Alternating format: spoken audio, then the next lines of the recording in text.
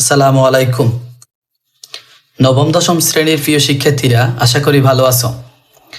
আজকে আমরা সমাধান করতে যাচ্ছি তোমাদের হিসাব বিজ্ঞান বইয়ের তৃতীয় অধ্যায়ের ৬ নম্বর সৃজনশীলটি। এই সৃজনশীলটি প্রত্যেকবার কোনো না কোনো বোর্ডে এসে থাকে। এটি বোর্ড পরীক্ষার জন্য খুবই গুরুত্বপূর্ণ একটি সৃজনশীল। তো সৃজনশীলটি হলো, জনাব শহীদুল ইসলাম তার ব্যবসায়ী প্রতিষ্ঠান রিয়াদ এন্টারপ্রাইজের বিস্তারিত হিসাব সংরক্ষণ করেন না। তো জানুয়ারি ১, ২০২৫ তারিখে তার ব্যবসায়ের মোট সম্পদ ও দায়ের পরিমাণ যথাক্রমে ৫,৫০,০০০ ও ১,৭০,০০০ টাকা। উক্ত বছরে জনাব শহীদুল ইসলাম আরও ৫০,০০০ টাকা নতুন করে ব্যবসায় বিনিয়োগ করেন। এই যে তিনি যে উক্ত বছরে জনাব শহীদুল ইসলাম আরও ৫০,০০০ টাকা নতুন করে ব্যবসায় বিনিয়োগ করছে, এটি হচ্ছে অতিরিক্ত মূলধন। এই ৫০,০০০ টাকা হচ্ছে যে বছরের মাঝামাঝিতে আনছে, এটা অতিরিক্ত মূলধন। বলছে উক্ত বছরে তিনি মোট ৪০,০০০ টাকা নগদ উত্তোলন করেন। তিনি প্রতিষ্ঠান থেকে ওই বছরে ২০২৫ সালে তিনি ৪০,০০০ টাকা নগদ টাকা উত্তোলন করেন। এরপরে ৩১ ডিসেম্বরে ২০২৫ সালে তারিখে তার ব্যবসায় নিম্নোক্ত সম্পদ ও দায়সমূহ ছিল। ১ তারিখে যেগুলো ছিল সেটা হচ্ছে যে প্রারম্ভিক সম্পদ ও প্রারম্ভিক মোট দায়। কিন্তু এখানে যেটা লেখা আছে ৩১ ডিসেম্বর তারিখে, সেটা হচ্ছে যে সমাপনী মোট সম্পদ আর সমাপনী মোট দায়। যেমন আমাদের ছিল নগদ ১,৮৫,০০০ টাকা, আসবাবপত্র ১,৮০,০০০ টাকা, প্রাপ্য হিসাব ১,৩০,০০০ টাকা, মজুদ পণ্য ৯০,০০০ টাকা, ব্যাংক ঋণ ৬০,০০০ টাকা এবং প্রদেয় হিসাব ৫৫,০০০ টাকা। এখানে তিনি যে ৩১শে ডিসেম্বর তারিখে মানে বছরের শেষ দিনে যে সম্পদ ও দায়গুলো দেখাইছেন, সেখান থেকে আমরা যদি বলি, যেমন নগদ হচ্ছে যে তার সম্পদ, আসবাবপত্র সম্পদ, প্রাপ্য হিসাব সম্পদ, মজুদ পণ্য সম্পদ। কিন্তু অপরদিকে হচ্ছে যে দায় হচ্ছে যে ব্যাংক ঋণ, এই ৬০,০০০ টাকা হচ্ছে তার প্রতিষ্ঠানের সমাপনী দায়, প্রদেয় হিসাব ৫৫,০০০ টাকা, এটাও তার প্রতিষ্ঠানের দায়। তো আমাদের ক প্রশ্ন বলছে রিয়াদ এন্টারপ্রাইজের প্রারম্ভিক মূলধনের পরিমাণ নির্ণয় করো। আমাদেরকে বলছে প্রারম্ভিক মূলধনের পরিমাণ নির্ণয় করতে। প্রারম্ভিক মানে হচ্ছে যে ১ তারিখের, মানে হচ্ছে যে ১ তারিখে যে লেনদেনগুলো হয়েছে সেগুলো নিয়ে আমাদের মূলধনের পরিমাণ নির্ণয় করতে বলছে। তো আমরা জানি প্রারম্ভিক মূলধনের পরিমাণ হচ্ছে যে ১ তারিখের মোট সম্পদ মাইনাস ১ তারিখের মোট দায়, মানে প্রারম্ভিক মোট সম্পদ মাইনাস প্রারম্ভিক মোট দায়। তাহলে আমরা কি করতে পারি, আমাদের এখানে প্রারম্ভিক মোট সম্পদ হচ্ছে ৫,৫০,০০০ টাকা আর প্রারম্ভিক মোট দায় হচ্ছে ১,৭০,০০০ টাকা। তাহলে আমরা ৫,৫০,০০০ থেকে ৫,৭০,০০০ বাদ দিলে যে টাকাটা পাবো সেটা হচ্ছে যে প্রারম্ভিক মূলধনের পরিমাণ। এরপরে আমাদেরকে বলছে রিয়াদ এন্টারপ্রাইজের সমাপনী মূলধনের পরিমাণ নির্ণয় করো। সমাপনী হচ্ছে ওই বছরের শেষ তারিখ, মানে ৩১শে ডিসেম্বর তারিখে। তো আমরা সমাপনী মূলধনের পরিমাণ নির্ণয় করার জন্য আমরা জানি একটি সূত্র আছে, সেটা হচ্ছে যে সমাপনী মোট সম্পদ মাইনাস সমাপনী মোট দায়।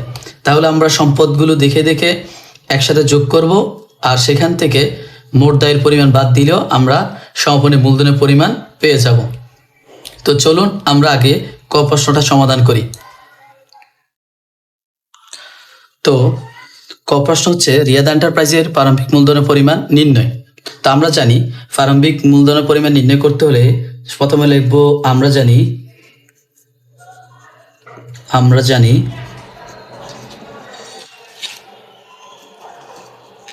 প্রারম্ভিক মূলধন সমান সমান প্রারম্ভিক মোট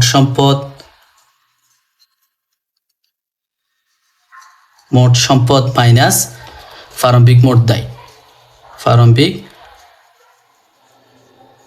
মোট দায়, এটা ছিল আমাদের প্রারম্ভিক মূলধনের সূত্র, প্রারম্ভিক মোট সম্পদ মাইনাস প্রারম্ভিক মোট দায়। তো আমাদের প্রশ্নে ১ তারিখে বলা ছিল যে ১ তারিখে মোট সম্পদ ছিল ৫,৫০,০০০ টাকা এবং ১ তারিখে মোট দায় ছিল ১,৭০,০০০ টাকা। তাহলে আমরা প্রশ্ন থেকে দেখে দেখে জাস্ট বসিয়ে দিব। প্রারম্ভিক মোট সম্পদ হচ্ছে ৫,৫০,০০০ টাকা মাইনাস ১,৭০,০০০ টাকা।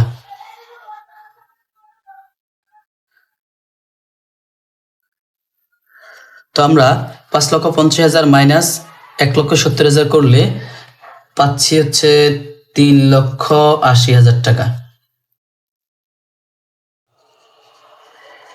এই 3,80,000 টাকা হচ্ছে রিয়াদ এন্টারপ্রাইজের প্রারম্ভিক মূলধনের পরিমাণ।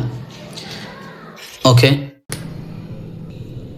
এবার আমাদের হচ্ছে যে খ বলছে রিয়াদ এন্টারপ্রাইজের সমাপনী মূলধনের পরিমাণ নির্ণয় করো। সমাপনী মূলধন হচ্ছে যে এই 31 তারিখ থেকে শুরু করে শেষ পর্যন্ত, এটা হচ্ছে সমাপনী মূলধনের পরিমাণ নির্ণয় করার জন্য আমাদের এই উপাদানগুলো লাগবে। তো চলুন আমরা সমাপনী মূলধনের পরিমাণ নির্ণয় করি। তো বলছে রিয়াদ এন্টারপ্রাইজের সমাপনী মূলধনের পরিমাণ নির্ণয়, এই অঙ্কটা সূত্র দিয়েও করা যায়, আবার ঘরের ভিতরে সূত্র প্রয়োগ করেও করা যায়। যদি আমরা শুধু সূত্র প্রয়োগ করে করি তাহলে লিখতে হবে প্রারম্ভিক মোট সম্পদ মাইনাস সমাপনী মোট সম্পদ মাইনাস সমাপনী মোট দায়। তো সেক্ষেত্রে হচ্ছে যে আমাদেরকে লেখার পরে সব সম্পদ লিখতে হবে, আবার দায়ের পাশে সব লিখে এরপরে টাকা বসাইতে হবে, অনেক হিবিজিবি। কিন্তু আমরা যদি সূত্রটা ঘরের ভিতরে ঘর করে করি তাহলে একসাথে আমাদের টাকা প্লাস লেখাগুলো, কথাই লেখাগুলো হয়ে যাবে, আমাদের অঙ্কটা অতি দ্রুত সমাধান হয়ে যাবে। তাহলে আমরা লিখতে পারি এখানে বিবরণ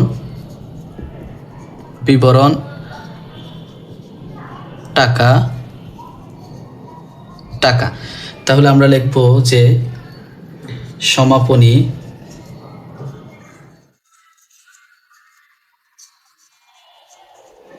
মোট সম্পদ। সমাপনী মোট সম্পদ কি কি আছে? সমাপনী মোট সম্পদের মধ্যে আছে আমরা দেখতে পাই হচ্ছে নগদ কত 1,85,000। এরপরে আছে আসবাবপত্র,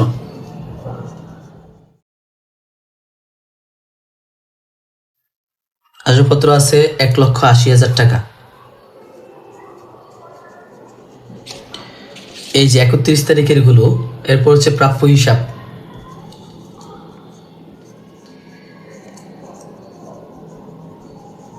ও সম্পদ 1,30,000 টাকা।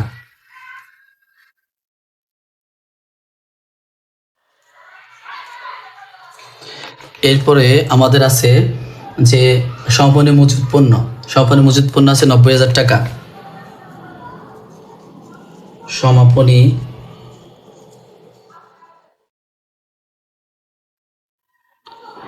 মজুদ পণ্য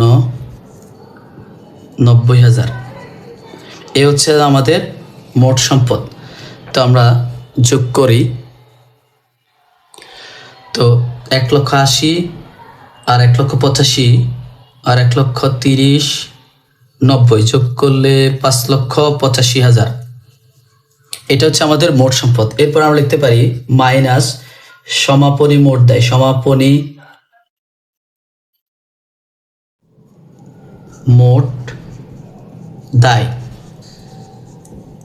সমাপনী মোট দায় হচ্ছে কি?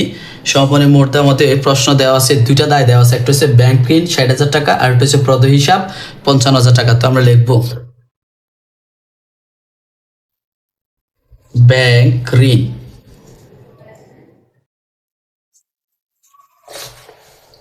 60,000 টাকা। এরপর হচ্ছে যে আমাদের প্রদেয় হিসাব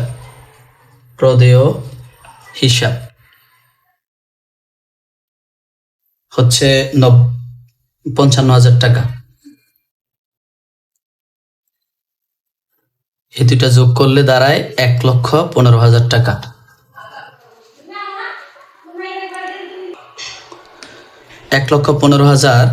মাইনাস করলে আমাদের সমাপনী মূলধনের পরিমাণ দাঁড়ায়, যোগ করলে এখানে হচ্ছে 70, তার হচ্ছে 4,70,000 টাকা। 4,70,000 হচ্ছে আমাদের। সুতরাং আমরা বলতে পারি সমাপনী মূলধন সমান 4,70,000 টাকা।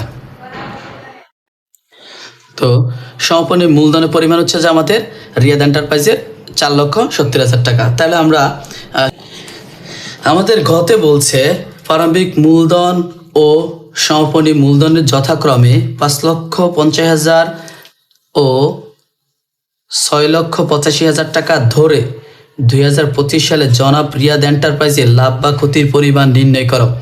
আমরা আগে যে কতে প্রারম্ভিক মূলধন পরিমাণ নির্ণয় করছি এবং খতে সমাপনী মূলধন পরিমাণ নির্ণয় করছি, এটা আমাদের গতে লাগবে না। কিন্তু যদি কোনো প্রশ্নে এটা দেওয়া না থাকে, যেমন বলা আছে প্রারম্ভিক মূলধন ও প্রারম্ভিক সমাপনী মূলধনের পরিমাণ দেওয়া আছে, যদি এটা দেওয়া না থাকতো তাহলে আমাদের ক এবং খ নিয়েই আমাদেরকে কি ঘ প্রশ্নের লাভ ক্ষতির পরিমাণ নির্ণয় করা লাগতো। যেহেতু আমাদের ক এবং খ লাগতেছে না, সেহেতু আমরা প্রশ্নে যা দেওয়া আছে তা দিয়ে লাভ ক্ষতি পরিমাণ নির্ণয় করব। চলুন আমরা গ প্রশ্ন সমাধান করি। আমরা জানি যে সমাপনী মূলধন যোগ উত্তোলন